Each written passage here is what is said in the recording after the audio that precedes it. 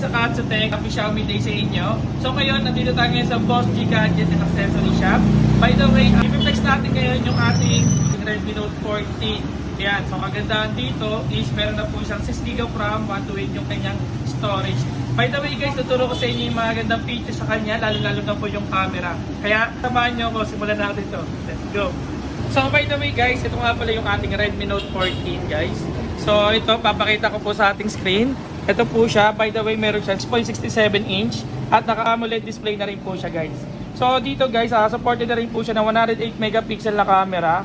At meron din tayong depth sensor na 2 megapixel camera, yun din yung kanyang macro na 2 megapixel, okay? So from the word itself, triple camera po siya. And then ipaplex natin ngayon dito yung kanyang camera guys. By the way, yung last time na ginawa kong video is yung gaming performance yung tinest natin dito. So ngayon yung camera naman. So ngayon, eto, punta tayo sa kanyang camera guys. Yan. By the way, ito po yung kanyang camera. Meron siyang 108 megapixel yung kanyang main sensor camera.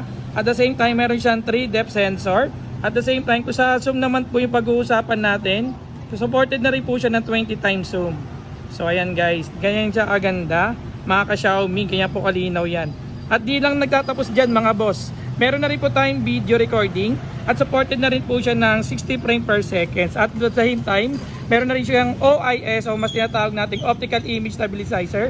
Kung mahilig ka po mag-video vlogging habang nagta-travel, ito po, pansinin nyo po yung kanyang camera po.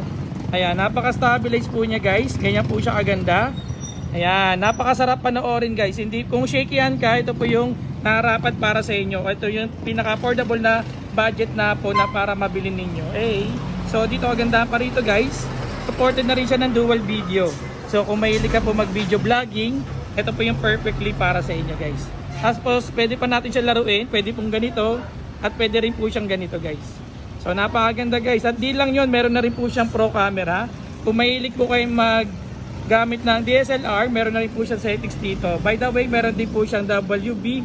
So ibig sabihin yan, white balance, autofocus, speed shutter, ISO, pati yung kanyang balance, yung kanyang brightness na pwede natin dyan i-adjust.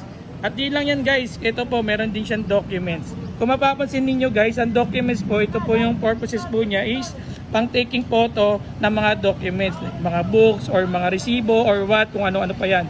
So ngayon pakita natin yung kagandang feature sa kanya. Nakikita niyo po ba yung post no bill dun sa pader na yon? Ite-take natin siya ng picture ay yung post no bill na yan. By the way, ito po, tingnan niyo po yung ating screen guys. So ayan, unti-unti ko siya sino-zoom. And then ito na po, nakatutok na po dito sa post no bill. I-take natin ng photo. So ito na po yung kalalabasan guys. Tingnan niyo po yung result. Napakalinaw po, napaka-detailed po. Ayan, napakalayo ko po dun sa pinaka-subject para ma-picturean po natin siya guys. Ganyan po siya kaganda. At di lang yon, meron din siyang tatlong enhancement o tatlong type na pwede natin gamitan. Meron tayong original, black and white, enhanced. Okay? So ayan, pwede natin siya magamit dito sa documents. At the same time, supported na rin po siya ng portrait camera. Ayan. At meron din siya night mode kung mahilig tayo mag-taking photo sa gabi. At the same time, nandito pa yung mga ibang features po niya. So supported na rin po siya ng panorama, slow motion, dual video, time-lapse, long exposure. Tapos yung edit, pwede natin i-adjust yan. At the same time, di pa nagtatapos yan. Meron po tayong front camera na 20 megapixel po yung front camera guys. Gaya po kalinaw. Ayan, mas malinaw pa sa relasyon namin guys. So dito meron na rin siya 0.8 na supported.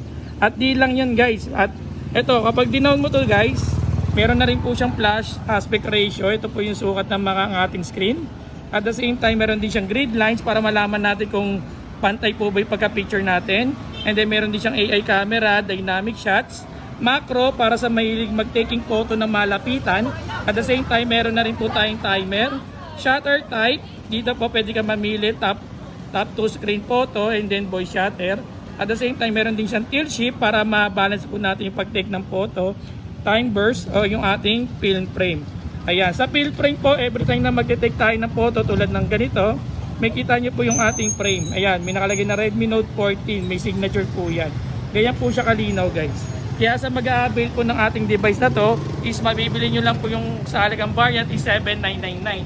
By the way, we have 3 available variants. Pero po tayong 6128GB na 7,999 at meron din tayong 8,999 for 8GB RAM, 128GB. At the same time, meron din tayong 256.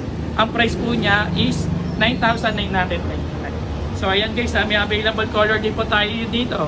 We have available 4 colors. Meron po tayo midnight black, ocean blue, at meron tayong lavender purple o mist purple, at meron tayong coral green. So ayan, by the way guys, once na bumili kayo dito sa Boss G Gadget and Accessory Shop ng ating device, may mga freebies pa po itong kasama, okay? Ayan, exclusive freebies po, mabibigyan po kayo ng mga freebies. Kaya ano pang iniintay nyo, mag-avail na po kayo ng Xiaomi Redmi Note 14 dito sa Boss G Gadget and Accessory Shop. By the way, my name is Alvin. I'm your product consultant. Ayan, sa mga naghahanap po dyan ng phone, lalagay ko na lang po yung aming details para mapuntahan nyo ako at makontak nyo ako. Maraming salamat po. Happy Xiaomi Day!